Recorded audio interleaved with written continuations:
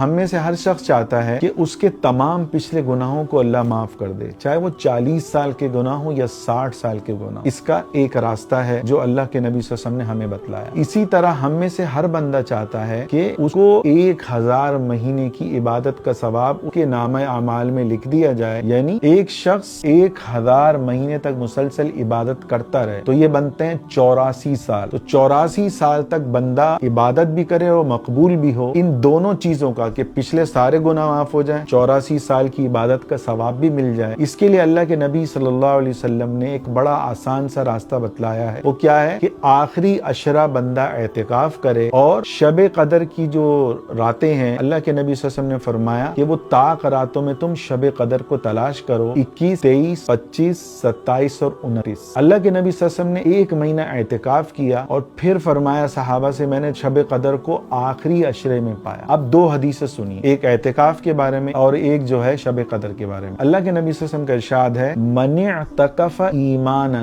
و احتسابا، کہ جس شخص نے ایمان کے ساتھ اور ثواب کی امید سے اعتکاف کیا، کیا ملے گا اس کو؟ غفر له ما تقدم من ذنبه، کہ اللہ اس کے سارے پچھلے گناہ اس اعتکاف کی برکت سے معاف کر دے گا۔ اب شب قدر کی فضائل سنیے۔ حدیث میں آتا ہے جس نے شب قدر کو پا لیا، اور شب قدر کس میں ہے؟ 21، 23، 25، 27، 29۔ اس رات اس نے عبادت کر لی، اور وہ آپ کر سکتے ہو اعتکاف کے ذریعے۔ اعتکاف در حقیقت شب قدر کو ڈھونڈنے کا راستہ ہے جو اللہ کے نبی صلی اللہ علیہ وسلم نے اختیار کیا شب قدر کو ڈھونڈنے کے لیے اب تک، اور انشاءاللہ قیامت تک مسلمان اعتکاف کرتے رہیں گے۔ اب جس نے اعتکاف کیا 10 دن اور شب اور طاق راتوں میں خاص طور پہ اس نے عبادت کی، اور اس رات شب قدر ہوئی، تو سمجھ لیں اس کے کھاتے میں، اس کے نامہ اعمال میں 1000 مہینے تک کی عبادت کا ثواب لکھ دیا گیا۔ ایک حدیث میں آتا ہے جس نے رمضان میں 10 دن کا اعتکاف کیا، اللہ تعالیٰ اس کو 2 حج اور 2 عمرے کا ثواب عطا فرماتے ہیں۔ تو میرے عزیزو، رمضان میں اللہ کی رحمتیں